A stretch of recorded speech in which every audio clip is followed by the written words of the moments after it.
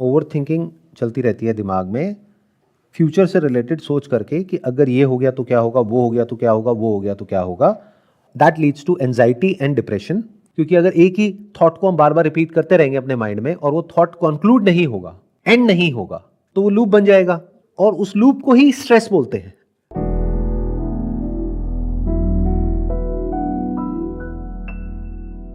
If I am talking about business, मैं एक example लूँ तो कि हम वो बिजनेस कर तो रहे हैं बट इतना डिस्ट्रैक्शन हो रहा है, या फिर आप ये कह लीजिए कि प्रॉफिट नहीं आ रहा है, मार्केट में कंपटीशन है इतना ज़्यादा सेम चीज़ पे, तो होता क्या है, फिर डिस्ट्रैक्शन हो जाता है, फिर ऐसा लगता है कि चेंज करते हैं. आज हमने ये स्ट्रैटेजी बनाई कि हम ऐसे काम करेंगे क्योंकि उसमें प्रॉफिट नहीं आ रहा, और जस्ट उसको 1 वीक ही हुआ उस स्ट्रैटेजी को, नेक्स्ट वीक हमने एक और स्ट्रैटेजी बना ली. ओवर थिंक कर करके बार बार अपनी प्लानिंग्स चेंज कर रहे हैं, डिस्ट्रैक्ट हो रहे हैं, अपने पास से डिस्ट्रैक्ट हो रहे हैं, तो स्टिक नहीं रह पा रहे हैं. Why are you calling it a distraction? क्योंकि अगर आप कुछ कर रहे हैं बिजनेस में या कोई भी काम कर रहे हैं और वहां पर रिजल्ट नहीं मिल रहा है, तो आप अपनी स्ट्रैटेजी चेंज कर रहे हैं. इसको पिवट करना बोलते हैं. आप कुछ अलग कर रहे हैं. Why are you calling it a distraction? Because मुझे ऐसा लगता है कि अगर हमने कुछ प्लानिंग करी है तो हमें उसको टाइम देना चाहिए ना. उसको टाइम देंगे तब वो शायद रिजल्ट देगा, बट हम लोगों में इतने पेशेंस ही नहीं है कि उसको मैं टाइम दूं.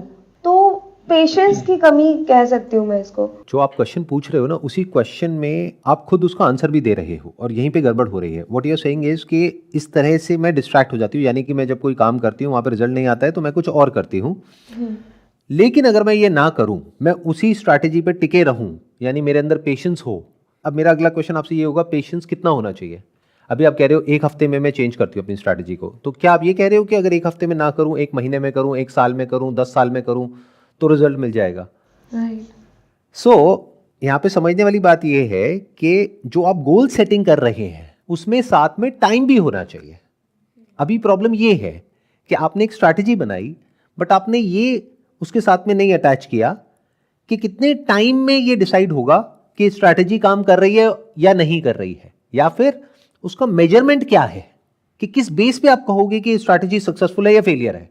फॉर एग्जाम्पल, आपने एक स्ट्रैटेजी बनाई और वहां पे 10 ऑर्डर आ गए और आप परेशान हो रहे हो. क्यों? क्योंकि आपने पहले से ये नहीं सोचा था, या तो आपने पहले से ये सोच लिया होगा कि ये करके 100 ऑर्डर आएंगे, तो इसका मतलब प्लानिंग में गलती हो गई, या फिर आपने ये टाइमलाइन सेट नहीं करी कि कितने टाइम में वो होगा तो हम उसको सक्सेस कहेंगे या फेलियर कहेंगे. तो it is not a problem of distraction, it is a problem of planning, कि प्लानिंग कैसे करें लाइफ में. But over think at the same time मेरे को ओवर थिंक होने लग जाता है कि नहीं हो पा रहा है, इससे मैं कैसे ओवरकम करूं. मतलब मैं ओवर थिंक इतना कर लेती हूँ कि फिर मैं उस प्लानिंग को चेंज कर देती हूँ. तो प्लानिंग को चेंज करना बुरा थोड़ी ना होता है. जो भी लोग सक्सेसफुल हुए हैं किसी भी बिजनेस में, आपको क्या लगता है कि उन्होंने अपने माइंड में एक प्लान बनाया और उस पर स्टिक हो गए और उनको सक्सेस मिल गई? ऐसा होता है? No. जैसा हम प्लान बनाते हैं लाइफ में वैसा कभी भी नहीं होता है. आप में से कितनों की शादी हो गई है? 2 की हुई है. तो जैसा सोचा था शादी के बारे में वैसा कुछ होता है? उससे बिल्कुल अलग ही कुछ हो रहा होता है ना. वो बात शादी के बाद में समझ आती है कि ये तो कुछ और ही हो रहा है, जैसा सोचा वैसा नहीं हुआ. ऐसे ही बिजनेस में होता है, ऐसी जॉब में होता है, ऐसी हर काम में होता है. हम सोचते कुछ है, होता कुछ और है. तो जब उससे अलग हो रहा होता है जैसा हमने सोचा होता है, तो अपने प्लान को चेंज करना होता है. तो इसमें गलत क्या है? कुछ भी गलत नहीं है. Now you are saying overthinking. जो भी आपको यहां पर दिख रहा है या दुनिया में कुछ भी ऐसा दिख रहा है जो कि मैनमेड है, is it not a result of over thinking? किसी ने 1 पॉइंटेड थिंकिंग करी, जिसने करी पता नहीं उसके सर में कितना दर्द हुआ होगा, कितने उसने अपने दिन खराब करे होंगे जिंदगी के, या शायद पूरी जिंदगी खराब करी होगी, तब जा करके वो चीज पॉसिबल हो पाई. जैसे यहाँ पे कैमरा लगा है जो कि अभी हमको रिकॉर्ड कर रहा है हमारी कॉन्वर्सेशन को. सोचो जिसने कैमरा बनाया, क्या वो बिना थिंकिंग के बन गया? दैट मीन्स ओवर थिंकिंग करना गलत नहीं है. ओवर थिंकिंग करना बिल्कुल भी गलत नहीं है. सबसे पहले तो ये हमको समझना पड़ेगा, प्लस ये समझना पड़ेगा कि जो प्रॉब्लम आप कह रहे हो, क्या आप ओपन भी हो उस प्रॉब्लम के सॉल्यूशन के लिए, या फिर जो आप क्वेश्चन पूछ रहे हो उसी में आपके पास में आंसर भी है फिर भी आप पूछ रहे हो. जैसे आपने क्वेश्चन ये पूछा कि ये मेरी प्रॉब्लम है कि मैं कुछ टाइम में अपना बिजनेस प्लान चेंज कर देती हूं जिसकी वजह से मुझे ओवर थिंकिंग होती है, लेकिन अगर मैं ये ना करूं, मेरे अंदर पेशेंस हो और मैं डिस्ट्रैक्ट ना हो, तो मेरे को रिजल्ट मिल जाएगा. अब मेरा अगला क्वेश्चन आपसे ये होगा कि जो भी आपकी स्ट्रैटेजी है, पहले तो आपको ये कैसे पता कि वो स्ट्रैटेजी सही है या नहीं है? क्योंकि अगर वो सही नहीं है तो एक हफ्ता क्या, एक साल में भी रिजल्ट नहीं मिलेगा, 100 साल में भी नहीं मिलेगा। तो इस patience the answer. So that's what I am asking कि मेरे को एग्जैक्टली आइडिया ही नहीं है कि जो मैं प्लानिंग कर रही हूँ वो ठीक भी है कि नहीं है। That is a problem. Yes exactly. Problem ये है कि हमें क्लैरिटी नहीं है कि जो हम कर रहे हैं वो सही भी है या नहीं है, या उसकी वजह से रिजल्ट आएगा भी या नहीं आएगा। राइट। इसलिए ओवर थिंकिंग हो रही है, इसलिए डर लग रहा है, इसलिए माइंड बार बार चेंज होता रहता है कि अब ये करूं या वो करूं, जॉब करूं या बिजनेस करूं, या बिजनेस में ये चेंज कर दूं या बिजनेस ही चेंज कर दूं। ये सब क्यों हो रहा है? क्योंकि क्लैरिटी नहीं है। तो क्वेश्चन ये होना चाहिए कि कैसे हमारा जो प्लान है, हमारी जो स्ट्रैटेजी है वो स्ट्रांग बने। उसमें सक्सेस होने के चांसेस बहुत ज्यादा होने चाहिए, फेलियर के बहुत कम होने चाहिए, और अंदर से आपको ये पता होना चाहिए, नॉट बेस्ड अपॉन कि मुझे ऐसा लगता है, कि मेरी गट फील ऐसा कहती है। तो what I am saying is कि पहले प्रॉब्लम को अच्छे से डायग्नोस करो। तो प्रॉब्लम जो मुझे समझ आ रही है, जो प्लान है, जो स्ट्रैटेजी है, उसमें इतना दम नहीं है। अब वो क्यों नहीं है? क्योंकि आपको उसमें एक्सपीरियंस नहीं है। वही प्लान जो आप बना रहे हो, अगर वो प्लान मैं बनाता हूं या कोई और इंसान है जिसने उस तरह का बिजनेस किया हुआ है, वो बनाता है और वो आपको बताता है कि इसको इस तरीके से कर लो, अब कोई डिस्ट्रैक्शन आएगा आपके माइंड में और वो आपको एग्जैक्ट बता दे कि देखो ये करने से इतना टाइम लगेगा, और आपको कॉन्फिडेंस हो कि वो इंसान जो गाइड कर रहा है वो अपने फायदे के लिए आपको गाइड नहीं कर रहा है कि जो मैं प्लान दे रहा हूं ना, इस पे चल करके तुम 10 लाख 20 लाख 50 लाख रुपए महीने का कमाओगी, बस मुझे 1 लाख रुपए दे दो। तो इसका मतलब क्या हुआ कि वो इंसान अपने फायदे के लिए आपके प्लान को मैनिपुलेट कर रहा है। बट मान लो आपको कोई वेल विशर है, फैमिली में, फ्रेंड सर्कल में, या कहीं कोई कनेक्शन में, कहीं ना कहीं कोई ना कोई तो होता है ना जो वैसा कुछ कर रहा होता है जैसा कि आप कर रहे हो। तो अगर उनको आप अप्रोच करो, उनके साथ टाइम स्पेंड करो।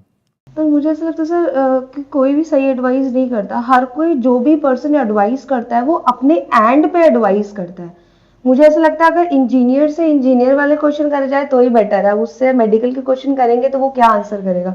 तो मुझे ऐसा लगता है एडवाइस भी किससे ले, मतलब कोई एडवाइस सही करता नहीं है। या तो अगर कोई एडवाइस करा है तो वो अपने एंड पे सिर्फ अपने फायदे की बात करता है कि जैसा आपने बताया कि मुझे 1 लाख दे दो और तुम्हें 50 लाख आ जाएंगे। सेम एडवाइस समझ नहीं आता। अगर उस फील्ड की आपको ना नॉलेज है ना एक्सपीरियंस है और आप ये अज्यूम कर रहे हो कि एडवाइस कोई सही नहीं देता है, तो आपने अपने लिए सक्सेस के दरवाजे ही बंद कर दिए हैं। अब चाहे ओवर थिंकिंग हो या ना हो, कोई फर्क नहीं पड़ता है। चाहे उस प्लान पे आप 1 साल काम करो, चाहे 10 साल काम करो, कोई फर्क नहीं पड़ता है। तो सबसे पहले तो अपने जो प्री कंसीव नोशंस हैं उसको चैलेंज करो। ये कहना कि एडवाइस कोई सही नहीं देता है, ये आप अपने लिए ही सारे रास्ते बंद कर रहे हो। कोई तो एडवाइस सही देता है, ऐसे मत कहो। आपके सामने एक इंसान बैठा है। राइट। अगर आप बिजनेस से रिलेटेड कुछ करना चाहते हो तो मैंने बहुत सारे सेशंस बनाए हैं, तो क्या मैंने गलत एडवाइस दी है? No no sir, no no no no. तो इसका मतलब कहीं तो कोई है ना जो सही एडवाइस देता है, और मैं अकेला तो हूं नहीं। बहुत सारी बुक्स हैं जो बहुत अच्छे ऐसे एंटरप्रेन्योर्स ने लिखी है जिन्होंने एक्चुअल में बिजनेस किया है, तो वो भी एडवाइस सही दे रहे हैं। बहुत सारे एंटरप्रेन्योर्स हैं, उनकी बायोग्राफीज हैं। बहुत सारे ऐसे लोग हैं जो आप कर रहे हो उससे रिलेटेड वो कुछ कर रहे हैं। जैसे फॉर एग्जाम्पल, आप क्या काम कर रहे हो? आप एजुकेशन कंसल्टेंसी है मेरा। Education consultancy which is a service oriented business. Right. इसको पहले हमने ब्रॉड किया, क्योंकि अगर हम बोलते हैं एजुकेशन कंसल्टेंसी वाला ही कोई इंसान आकर के आपको गाइड करेगा तो वो क्यों करेगा? क्योंकि उसके तो आप कॉम्पिटिटर हो गए। बट अगर हम बोलते हैं एक सर्विस रिलेटेड बिजनेस जो कोई सक्सेसफुली कर रहा हो और एग्जैक्टली एजुकेशनल कंसल्टेंसी में ना हो, लेकिन कोई और सर्विस ऑफर कर रहा हो या सक्सेसफुली किसी बिजनेस को रन कर रहा हो या कर रही हो, और वो आपके फैमिली में, फ्रेंड सर्कल में, आई एम श्योर ऐसे लोग होंगे, ऐसा हो ही नहीं सकता कि ना हो। अगर उन लोगों को आप बोलोगे कि मैं कुछ करना चाह रही हूं और मैं आपसे डिस्कस करना चाहती हूं, तो क्या वो मना करेंगे मिलने के लिए? नो। मिलेंगे, आपकी बात को समझेंगे। फिर अगर आप ध्यान से उनकी बातों को सुनोगे तो कुछ बातें आपको ठीक लगेंगी, कुछ नहीं लगेंगी। और कुछ नहीं तो उनके साथ बैठ करके जब डिस्कशन करोगे तो हो सकता है जो आप कर रहे हो उसमें बहुत सारे फ्लॉज आपको नजर आ जाएंगे, कुछ नए आइडियाज मिलेंगे, उनके एक्सपीरियंस से कुछ ना कुछ सीखने को मिलेगा। बट वहां पे ये लगता है कि वो बिजनेस मेरे लिए ठीक है। मुझे ये समझ नहीं आता सर कि बिजनेस जिसमें प्रॉफिट हो वो करना चाहिए काम, या फिर जो हमारा शौक है या पैशन है उसको फॉलो करना चाहिए। आइडियल सिनेरियो है वो आपका शौक और पैशन भी होना चाहिए और उसमें पैसा भी होना चाहिए। ये आइडियल सिनेरियो है। बट अगर ये नहीं भी है तो सेकंड बेस्ट सिनेरियो है कि उसमें पैसा होना चाहिए, अगर आप बिजनेस वर्ल्ड की बात कर रहे हो तो। That means money matters. Money obviously matters, नहीं तो काम कर क्यों रहे हो? मतलब if you saying money doesn't matter, तो जो भी आप कर रहे हो that is just a waste of time, because you are calling it a business. या तो कहो कि ये मेरा बिजनेस नहीं है, it's my passion, like walking, dancing, singing, playing with friends. One of my friend is saying कि मेरे को एनिमल्स बहुत पसंद है, तो वो कहता है कि ना कुछ एनिमल्स के लिए करो क्योंकि तुम बहुत डेडिकेटेड हो उनके लिए.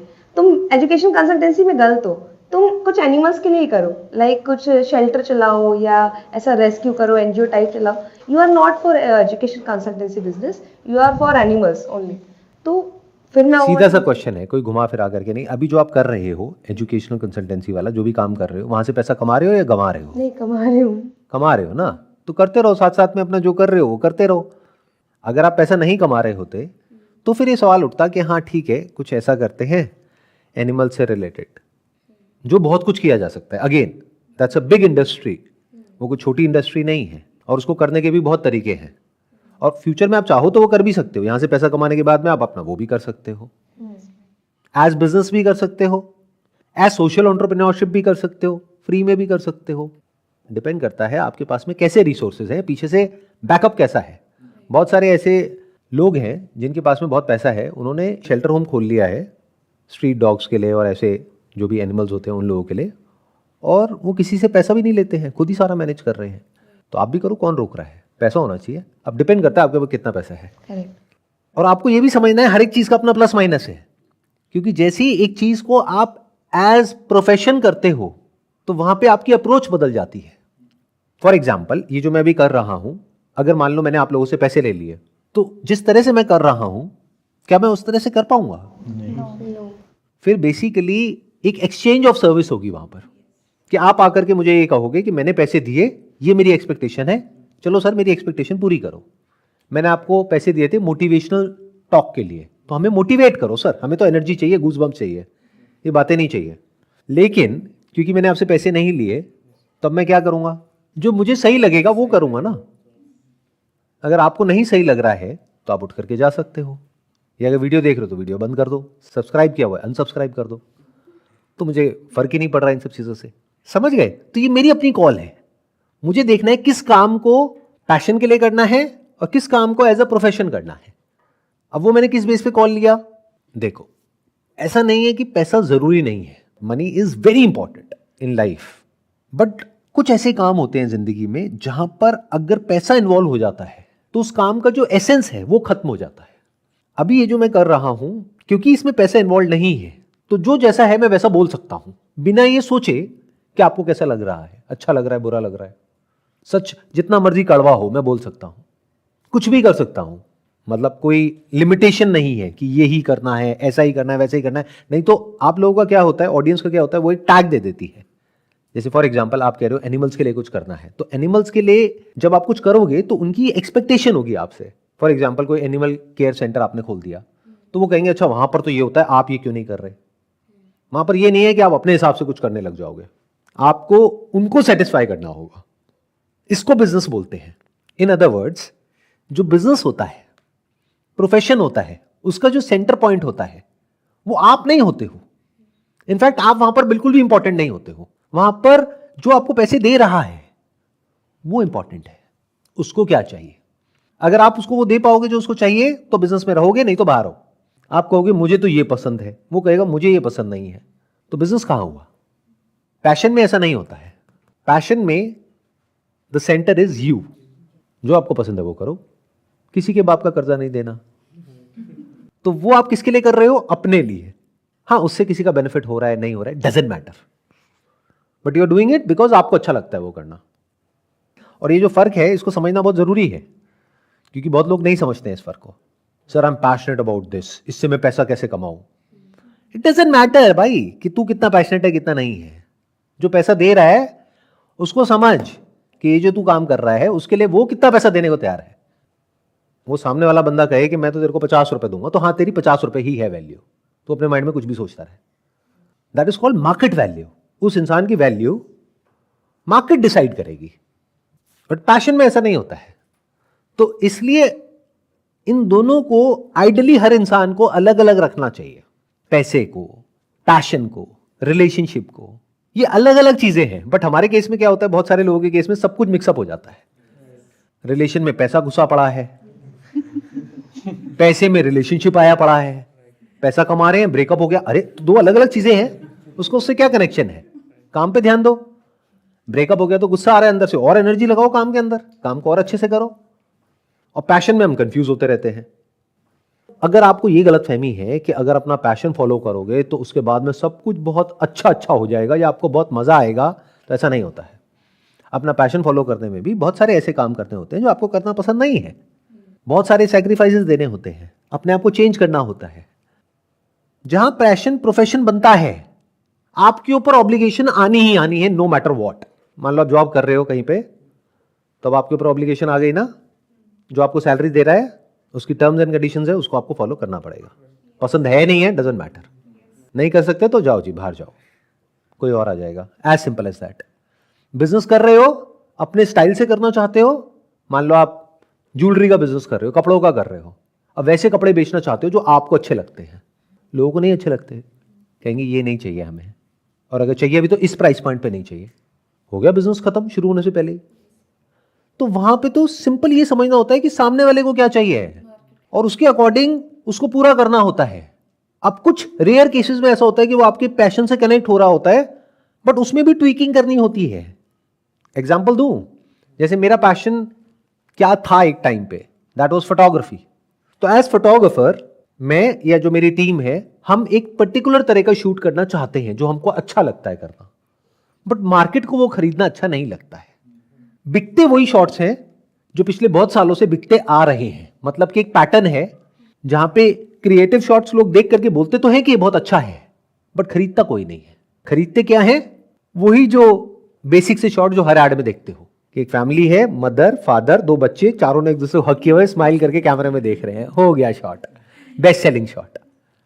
तो पैशन के बाद भी करना तो वही पड़ रहा है जो क्लाइंट कह रहा है, चाहे उसमें आपका इंटरेस्ट है या नहीं है। और कोई भी पैशन हो, कैसा भी हो, एक पॉइंट के बाद में जाकर के बोरिंग हो जाता है, ये भी समझना होता है। तो अब क्या होता है कि अगर तो आपका प्रोफेशन है तो चाहे वो बोरिंग है या नहीं है, करना है तो करना है, क्योंकि पैसा वहीं से आना है।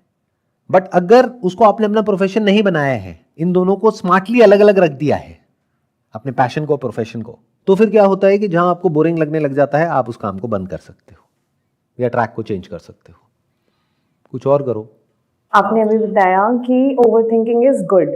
Now if I ask you कि over thinking leads to depression, and वो इतनी मतलब कुछ चीजें जो हुई नहीं है हम उसके बारे में सोचते रहते हैं फुल डे, एंड वही सोचना, I guess this is called overthinking for me in my case. And हम उसी चीज को सोच के सोचते हैं कि बस ऐसा होगा तो क्या होगा, तो मेरा रिएक्शन इस बेसिस पे कैसा होगा। मैं वो चीज कभी स्टॉप नहीं कर पाती हूँ। आपने कहा कि ओवर थिंकिंग चलती रहती है दिमाग में, फ्यूचर से रिलेटेड सोच करके कि अगर ये हो गया तो क्या होगा, वो हो गया तो क्या होगा, वो हो गया तो क्या होगा। That leads to anxiety and depression, क्योंकि अगर एक ही थॉट को हम बार बार रिपीट करते रहेंगे अपने माइंड में और वो थॉट कंक्लूड नहीं होगा, एंड नहीं होगा, तो वो लूप बन जाएगा, और उस लूप को ही स्ट्रेस बोलते हैं। फिर हमारी बॉडी के लेवल पे भी स्ट्रेस क्रिएट होगा। जैसे ब्रेन के लेवल पे आप बहुत ज़्यादा सोचोगे, और अगर आपकी जो अवेयरनेस है वो एक पर्टिकुलर लेवल की है, यानी कि आप अवेयर हो अपनी बॉडी को लेकर के, तो आप देखोगे स्टमक में कॉन्ट्रैक्शंस हो रही हैं। मतलब सोच रहे हो दिमाग में, लेकिन स्टमक में कुछ सेंसेशंस हो रही हैं। स्टमक के लेवल पे प्रॉब्लम होनी शुरू हो गई है, डाइजेशन के लेवल पे प्रॉब्लम होनी शुरू हो गई है। अब इसका सोल्यूशन क्या है? जो स्पेसिफिकली आपने पूछा कि फ्यूचर से रिलेटेड मेरे माइंड में बहुत सारे सिनेरियोज क्रिएट हो जाते हैं, जिसको लेकर के ओवर थिंकिंग चलती रहती है। तो जो भी वो सिनेरियोज हैं वो बहुत ज़्यादा नहीं होंगे, कुछ गिने चुने होंगे। वो मैं बताता हूँ क्या होंगे। एक रिलेशनशिप से रिलेटेड होगा, तो उसका वर्स्ट केस भी देख लो, बेस्ट केस भी देख लो, मिड केस भी देख लो। वर्क से रिलेटेड होगा, काम से रिलेटेड, बेस्ट केस देख लो, मिड केस देख लो, वर्स्ट केस देख लो, तीनों की प्लानिंग कर लो। यही तरीका है, और कोई तरीका नहीं है। मतलब कि अगर आप बैठे बैठे सोचते रहे तो क्या उससे ये प्रॉब्लम कभी भी सॉल्व होने वाली है? क्योंकि आप जो सोच रहे हो फ्यूचर में कि ऐसा हो सकता है, एक्चुअल में हो सकता है वही सोच रहे हो। कभी क्या आप ये सोच करके परेशान होते हो कि कल मेरे घर के बाहर एलियंस आ जाएंगे, वो कब्जा कर लेंगे? ऐसा सोचते हो? नहीं। यहां तक कि आप अर्थक्वेक के बारे में भी नहीं सोचते, जिसकी होने की पॉसिबिलिटी हो सकता है उससे बहुत ज्यादा हो जिसके बारे में आप सोच रहे हो। राइट सीस्मिक जोन 4 में रह रहे हो, देयर इज अ पॉसिबिलिटी कि जो आप सोच रहे हो ना कि ऐसा होगा 10 साल बाद, उससे पहले आप मर ही जाओगे, करेक्ट। मलबे में दब करके। लेकिन हम उसके बारे में नहीं सोच रहे। तो आप किसके बारे में सोच रहे हो? वो जो हो सकता है, तभी तो प्रॉब्लम हो रही है। अब आप ये समझो कि आप सोच क्या रहे हो। फिर आप ये सोच रहे हो कि मेरी ये रिलेशनशिप है, इसमें कल को ये हो गया तो क्या होगा, वो हो गया तो क्या होगा, ये जॉब है, कल को ये जॉब चली गई तो क्या होगा, यही सब तो सोच रहे हो। तो हर एक चीज का एक बैकअप प्लान बना लो। सर इसमें एक प्लस और है मेरे तरफ से, जो मेरा पर्सनल होता है कि ये हुआ तो क्या होगा और इस पे मेरे को गुस्सा आया तो मैं क्या करूंगी। So I have anger issues on that sometimes. तो वो मुझे ऐसा लगता है मैं वो कैसे काम डाउन करूं, अगर ऐसा हुआ तो मुझे इस बेसिस पे बहुत गुस्सा आएगा, हाउ विल आई रिएक्ट। इसी आर्ग्यूमेंट को थोड़ा और आगे कंटिन्यू करते हैं। आपने कहा कि मैं ये सोच करके परेशान होती हूं कि अगर ऐसा हो गया तो मुझे बहुत गुस्सा आएगा। For example, just an imaginary situation, आपसे रिलेटेड नहीं है, जनरल है कि कोई इंसान मैरिड है, अब वो ये सोच रही है बैठ करके कि मेरा पति है, उसका अफेयर कहीं हो, मुझे ना पता हो, दैट्स ओके, बट अगर मुझे पता लग गया तो मुझे बहुत गुस्सा आएगा। तो इस आर्ग्यूमेंट को थोड़ा सा और आगे बढ़ाते हैं। गुस्सा आ गया तो क्या हो जाएगा? दुनिया खत्म हो जाएगी, भूचाल आ जाएगा, क्या हो जाएगा? सामने वाला भी गुस्सा करेगा, ठीक है, उसको भी आ गया, क्या हो जाएगा? Explain it to me. Relationship खराब हो जाती है। नहीं, क्यों रिलेशनशिप खराब हो जाएगी? Why are you saying that? अच्छा एक बात बताओ, आपने कहा रिलेशनशिप खराब हो जाएगी, आपके माँ बाप के बीच में कभी लड़ाइयां हुई है? नहीं हुई हैं? कितनी हुई है और कितनी बड़ी बड़ी हुई हैं? हो गई रिलेशनशिप खराब या अभी भी साथ में रह रहे हैं? जब भी हमारी लाइफ में कुछ बहुत बड़ी गड़बड़ होती है तो गुस्सा आना नेचुरल है। गुस्सा सिर्फ इंसानों को नहीं आता, जानवरों को भी आता है। जानवरों को भी छेड़ करके देखो, तो कोई भी किसी को छेड़ता है तो गुस्सा आना नेचुरल है। अब आप क्या कर रहे हो? आप कह रहे हो कि मेरे को कोई तंग तो करे लेकिन मुझे गुस्सा ना आए। क्या ऐसा हो सकता है?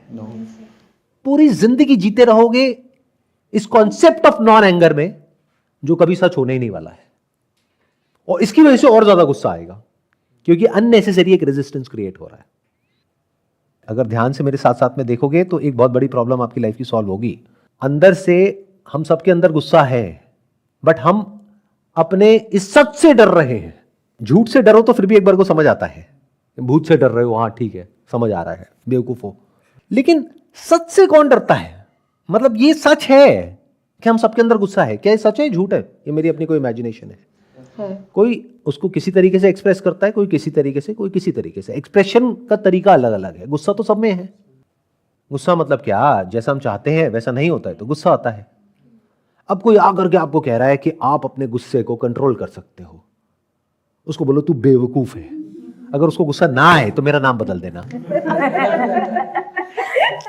क्या हो गया भाई साहब? अभी तो आप कह रहे थे गुस्से को कंट्रोल करो, क्या हो गया? आपको इतना गुस्सा क्यों आ गया? बट गुस्से में इतना कुछ निकल जाता है, मुंह से इतना कुछ निकल जाता है तो सामने वाले के भी निकलता है, प्रॉब्लम क्या है? इतनी टेंशन क्यों ले रहे हो? हर्टिंग समटाइम्स, नो ये सर कि ये सब नहीं बोलना चाहिए था यार। तो हो गई ना रियलाइजेशन, अच्छा है ना? कईयों को नहीं होती है। ऐसा होता है कि आप खुद भी उतनी कुछ बोल देते हैं, समटाइम्स बाद आपको रियलाइज होता है कि ये नहीं बोलना चाहिए था, या ये सामने वाले को भी नहीं बोलना चाहिए था। आपको मेरे से क्या जवाब चाहिए? वो जो आप सुनना चाहते हो या वो जो सच है? जो सच है। तो सच ये है कि मैच्योरिटी इसे कहते हैं कि गुस्से में कही हुई बात कोई मैटर नहीं करती है अगर रिलेशन अच्छा होता है तो गुस्से में आपने क्या कहा, उसने क्या कहा, ये आज नहीं तो कल एक पति पत्नी को समझ आ जाती है। जिनको समझ नहीं आती है वो अलग हो जाते हैं, जिनको समझ आ जाती है वो साथ रहते हैं। ये एक्चुअल सॉल्यूशन है। जो आप सॉल्यूशन चाह रहे हो वो सॉल्यूशन नहीं है। आप क्या चाह रहे हो? खुद को बदलना चाह रहे हो। अच्छा, खुद को बदला जा सकता है? हाँ, बताता हूं कैसे। अपना जो भी काम धंधा कर रहे हो सब छोड़ दो। 3 महीने के लिए, 6 महीने के लिए कोई जगह बताऊंगा, वहां पर जा करके बैठ जाओ। सुबह से रात तक सिर्फ बैठना है, अपने थॉट्स को देखना है, और जब वो गुस्सा ट्रिगर होता है उस पॉइंट पे देखना है कि एक अंदर सेंसेशन उठती है, वो सेंसेशन उठेगी बट आपको रिएक्ट नहीं करना है। तो एक ऐसा पॉइंट आ जाएगा जहां पर जा करके आप उस पर्टिकुलर जगह पे अपने गुस्से को कंट्रोल कर पाओगे, बशर्ते आप उसी जगह पे रहो, सब कुछ छोड़ छाड़ के वहां पे चले जाओ। क्योंकि जैसे ही आप वापस आओगे, वापस से वही हो जाएगा जैसे आप हो अंदर से एक्चुअल में पिछले 30 साल से। कुछ नहीं बदलेगा। You mean meditation doesn't help sometimes? Meditation helps up to a certain extent, बशर्ते कि आपको पता हो कि मेडिटेशन होती क्या है। We use these words, meditation. Do we know what meditation is? क्या होती है मेडिटेशन? इनर ध्यान क्या होता है? ध्यान करना होता है या ध्यान देना होता है? दोनों। ध्यान करते कैसे हैं? करने की चीज है ध्यान। जैसे वॉक करो, समझ आता है। खाना खाओ, समझ आता है। ध्यान करो मतलब क्या करें?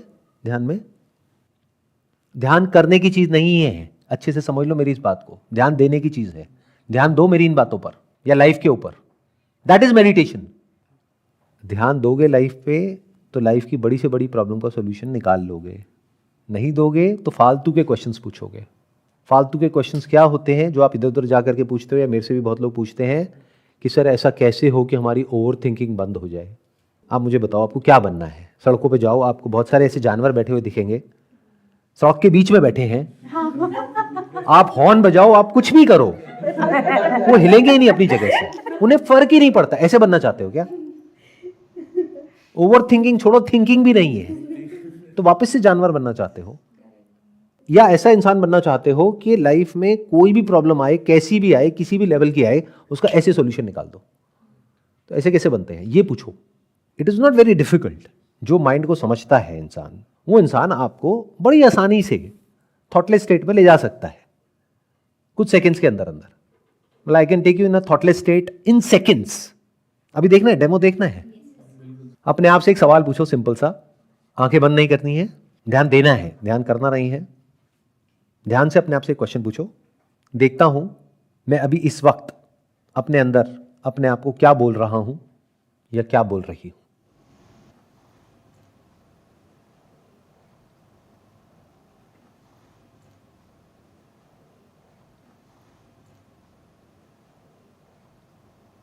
Nothing mystical about it. जैसे हम बोलते हैं, अभी मैं बोल रहा हूं, आप भी बोलते हो, बोलते रहते हो ना सुबह से रात तक।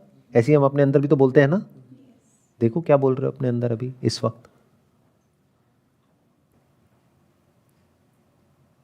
जैसे बाहर हल्की सी आवाज हुई, उसके बारे में बोला ना, तो क्या ऐसा नहीं हो रहा कि बीच बीच में कुछ बोल रहे हो, यानी कि सोच रहे हो, और बीच बीच में कुछ नहीं बोल रहे हो।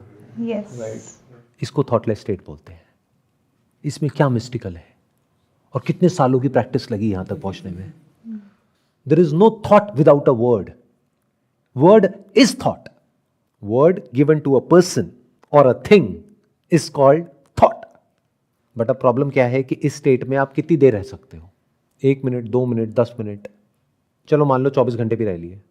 बट ये सब कुछ देर के लिए ठीक है, कुछ दिनों के लिए ठीक है, वो भी तब जब आप अपनी लाइफ की जो बेसिक प्रॉब्लम्स हैं उसके सॉल्यूशंस थॉट से निकाल चुके हो, और अब आपको उस थॉट की जरूरत नहीं है, तब इसकी जरूरत पड़ेगी।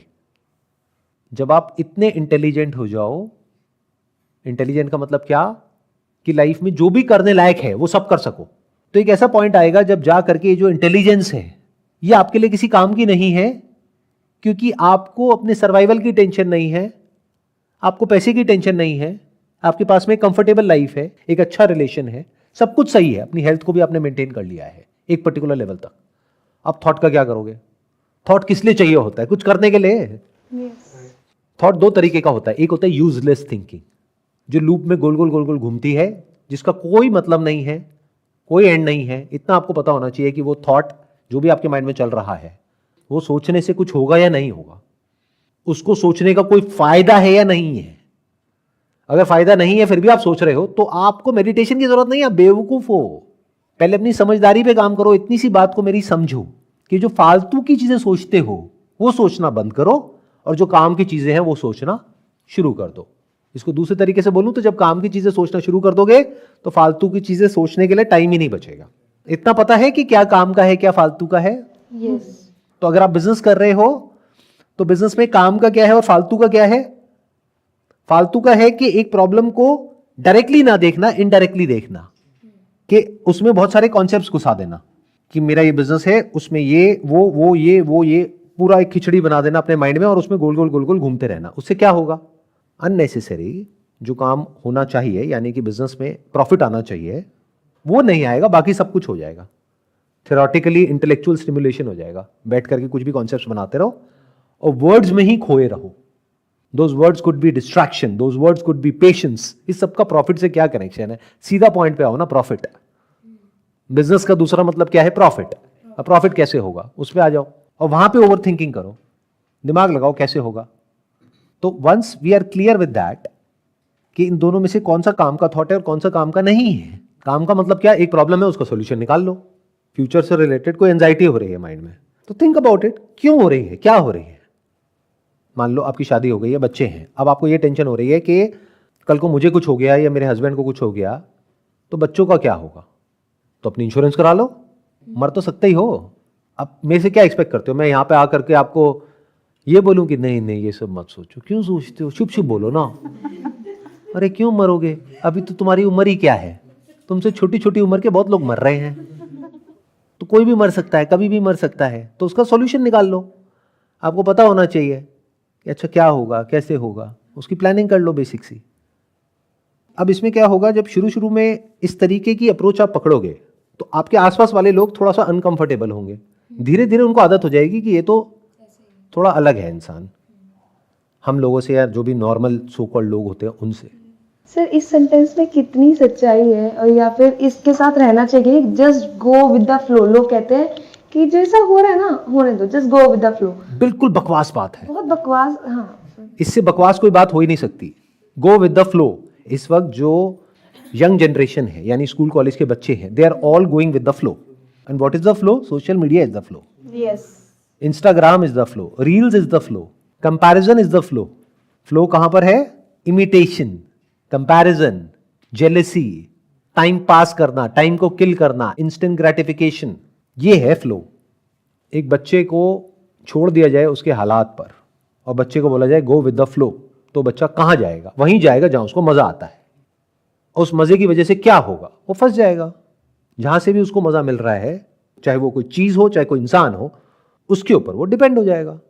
जहां से भी थोड़ा सा भी पेन मिल रहा है उन सबसे वो कट जाएगा, और जो भी उसके अपने होंगे वो उसको सही रास्ते पे लाना चाहेंगे, तो वहां से पेन मिलेगा।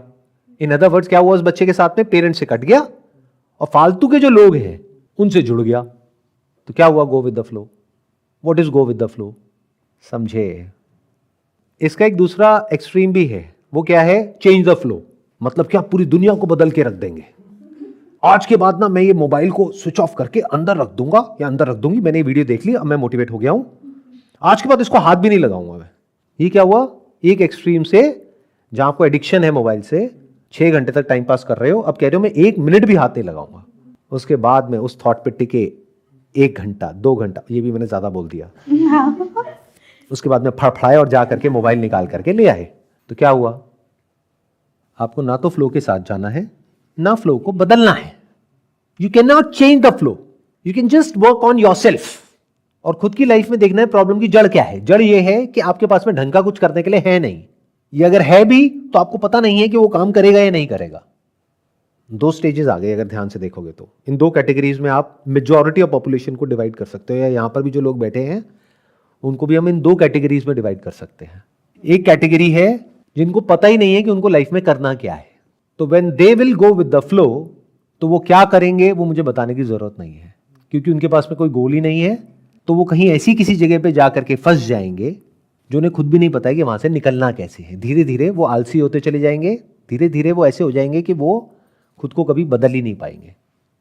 क्यों? क्योंकि उनको पता ही नहीं है कि उनको करना क्या है। दूसरे हैं जिनको पता है कि उनको क्या करना है, ये उनसे भी ज्यादा खतरनाक है। क्यों? क्योंकि मुझे पता है मुझे क्या करना है, मुझे कोई कुछ नहीं बताएगा। तुम कौन होते हो मुझे बताने वाले? दिमाग बंद पड़ा है। करना क्या चाहिए? आपको पता होना चाहिए आपको क्या करना है, लेकिन उसके लिए जो भी करना पड़ेगा वो सीखने के लिए हमेशा अपने दिमाग को खुला रखना है। अब अगर तो वो जो कर रहा है वो सक्सेस के लिए जो करना पड़ेगा उससे अलाइंड है उसके एक्शंस, तब तो ये बहुत अच्छा है रास्ता। बट अगर वो अलाइंड नहीं है, उसके पास में कोई गाइड नहीं है, और फिर भी वो 1 पॉइंटेड फोकस के साथ में गोल की तरफ एक्ट करता चला जा रहा है, करती चली जा रही है, there is a strong possibility, 99.99% chance कि उसको सक्सेस नहीं मिलेगी। और जब वो फेल होगा तो उसका सब कुछ ही खो जाएगा। और जब वो फेल होगा तो वो इंसान पूरी तरह से अंदर से टूट जाएगा। ये नहीं टूटेगा जिसने कुछ किया ही नहीं, वो तो वेला है, वो तो बोझ है अपने माँ बाप के ऊपर। 30 साल का हो गया है, लेकिन उसके माँ बाप आज भी उसको सुबह से रात तक यही बोल रहे हैं कि जा बेटा कुछ कर ले। 30 साल का आदमी कुछ नहीं कर रहा है, तो टूटेगा भी नहीं, क्योंकि इसको आदत हो गई है एक कान से सुनने की, दूसरे कान से निकालने की। खाने पीने की टेंशन है नहीं, घर की टेंशन है नहीं, पिताजी की पेंशन आ रही है, बढ़िया लाइफ चल रही है। तो अब ये क्लियर हुआ आपको, ये जो दो कैटेगरीज हैं? जो आपने अभी दो कैटेगरी बताई ना, तो मैं इस वाली कैटेगरी का हूँ जो खतरनाक कैटेगरी है, जिसमें लोगों मतलब मुझे पता है कि मुझे क्या करना है, ठीक है। मैंने 4 साल जॉब की, कॉर्पोरेट छोड़ दिया अभी, मेरे लास्ट मंथ है ये। और इसी के मतलब जॉब का जो मेरा लास्ट ईयर था, तभी मैंने सोच लिया था कि मुझे अपना खुद का बिजनेस डालना है, ठीक है। तो मैं अभी इंश्योरेंस बैकग्राउंड से हूँ, तो मैंने अपना खुद का ही लोन इंश्योरेंस इंडस्ट्री का स्टार्ट कर दिया है। तो हर कोई बोलता है कि आप अगर इसको एक्सपैंड करना है तो आप बिजनेस लोन ले लो या फिर फंडिंग उठाओ, ये कर लो वो कर लो, ठीक है। इनिशियली अब ये तो इधर से आ रहा है। इसके अलावा अगर हम घर पे जा रहे हैं तो घर पे अपने फैमिली के होते हैं कि शादी कर ले तो 26 साल का हो गया है, ठीक है। फिर उसके बाद आई एम मेजरली कंट्रीब्यूटर, मतलब फैमिली में मैं ही कंट्रीब्यूट करता हूँ ज़्यादा, ठीक है। तो अब वहाँ से वो EMI के इश्यूज भी होते हैं कि हम वहाँ घर पे जाके उस पर फोकस करें। इधर से क्या आ रहा है कि आप बिजनेस पे फोकस करो, वहाँ से लोन लो, ये वो, तो हौच पौच क्रिएट हो जाती है कि ज़्यादा एडवाइस भी ना हमारे लिए थोड़ी सी हार्मफुल है। तो वो भी एक क्लैरिटी मिलना ना, वो भी थोड़ा डिफिकल्ट है। अभी आपने जो बोला उसमें बहुत सारे अलग अलग पॉइंट्स आपने टच कर दिए हैं। जैसे एक आपने बात करी EMI की, तो अगर आपने जॉब छोड़ दी है, अभी अपना बिजनेस करने के बारे में सोच रहे हो, तो बिजनेस से एकदम से तो पैसा आएगा नहीं। नहीं, मैंने ऑलरेडी स्टार्ट कर दिया है, मुझे आ रहा है वहाँ पे अच्छा इनकम आ रहा है, रेवेन्यू आ रही होगी, प्रॉफिट थोड़ी ना आ रहा हो। प्रॉफिट है, कितना आ रहा है महीने का? जितना जॉब से आ रहा था उससे ज्यादा आ रहा है या उससे कम आ रहा है? इक्वली आ रहा है, इसलिए मैंने ये डिसीजन। इक्वल आ रहा है तो फिर EMI का पॉइंट कहाँ से आया? मतलब अब क्या है कि अब मेरे पास 2 सोर्सेज नहीं है, मेरे पास सिर्फ एक ही सोर्स है। पहले 2 सोर्सेज थे, एक जॉब एक बिजनेस, ठीक है। अब मेरे पास ये नहीं है, मेरे पास सिर्फ ये तो है, इनकम कम हो गई पहले से ओवरऑल। इनकम कम हो गई है, राइट। तो अब मुझे इसको अगर आगे एक्सपैंड करना है तो उसके लिए अब लोग बोलते हैं कि ये ले लो, अब फिर मैं एक और EMI ले लूँगा उसके चक्कर में कि मेरे को ये बिजनेस स्टार्ट करना है और इसको एक्सपैंड करना है। फिर इसके अलावा आप जब घर जाओगे, ऐसा कौन बोलता है कि आप लोन ले लो इस बिजनेस को बढ़ाने के लिए? क्योंकि जहां तक मैं इस बिजनेस को समझता हूं, जो आप टर्म इंश्योरेंस वाले बिजनेस की बात कर रहे हो, आपने क्या करा होगा, आपने किसी ना किसी इंश्योरेंस कंपनी की एजेंसी ली होगी, यानी मतलब you must be an independent agent working for an insurance company, right? Independently आप काम कर रहे हो, राइट। तो इसमें लोन क्यों लेना है और पैसा क्यों लगाना है इस काम में? अभी क्या है ना, अभी ये सिर्फ स्केल करने के लिए, अभी जब मैं मेरा जो भी इनकम आ रहा है वो इक्वली आ रहा है, मतलब हर महीने 40-50,000 रुपीज मेरे बिजनेस से आ रहा है मेरे को, लेकिन इसको स्केल करने के लिए, आगे बढ़ाने के लिए। नहीं नहीं नहीं नहीं नहीं, अभी प्रॉब्लम कुछ और है। मैं बताता हूँ प्रॉब्लम क्या है। प्रॉब्लम ये है कि आपने कुछ ऐसे लोगों की वीडियोस देख ली हैं, पॉडकास्ट देख लिया है, या शार्क टैंक ज़्यादा देख लिया है, तो वो सब देखने की वजह से आपके दिमाग में कुछ ऐसे कॉन्सेप्ट्स बैठ गए हैं बिजनेस से रिलेटेड कि अगर बिजनेस को बढ़ाना है तो हमें पैसा चाहिए, फंडिंग चाहिए, लोन चाहिए, ये चाहिए वो चाहिए। ये सब बकवास है।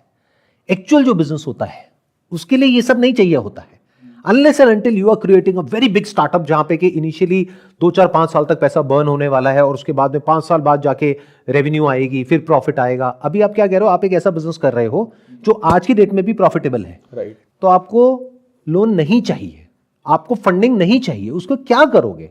अगर आपको बिजनेस को एक्सपैंड करना है तो आपको बेसिकली ये क्रैक करना है कि जिस भी तरीके से आप मार्केटिंग कर रहे हो उसमें अपनी जो रिटर्न ऑन इन्वेस्टमेंट है उसको कैसे बढ़ाया जाए। यानी कि अगर आप एक एक्स अमाउंट खर्च कर रहे हो कैक पे, यानी कस्टमर एक्विजिशन कॉस्ट पे, आप एक पर्टिकुलर अमाउंट स्पेंड कर रहे हो, वो आपको कैलकुलेट करना होगा अभी कितना स्पेंड कर रहे हो। और मान लो वो अभी आप स्पेंड कर रहे हो 1000 रुपए, जहां पे जाकर के एक कस्टमर आपके पास में आता है जो अभी इमीडिएट बिजनेस देता है मान लो 5000 रुपए का, जिसमें से 20% आपको मिल जाता है।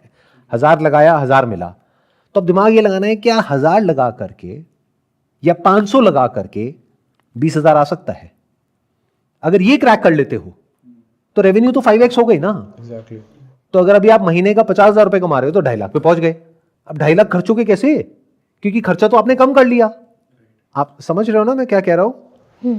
तो बिजनेस में वैसा नहीं चाहिए होता है जैसा इधर उधर दिख रहा होता है। एक्चुअल जो बिजनेस होता है उसमें आपको यह क्रैक करना होता है कि किस तरीके से कम कॉस्ट में आपके पास में ज्यादा से ज्यादा कस्टमर्स आ पाए।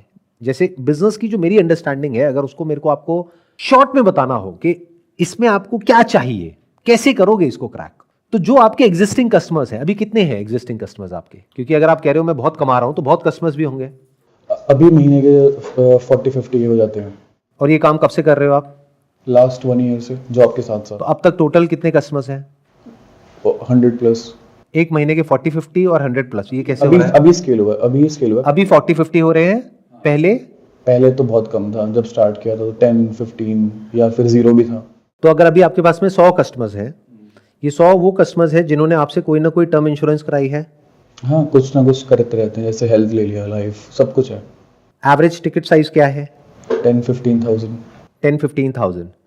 तो 100 कस्टमर इंटू 10,000, यानी आप अब तक 10 लाख का बिजनेस जनरेट कर चुके हो।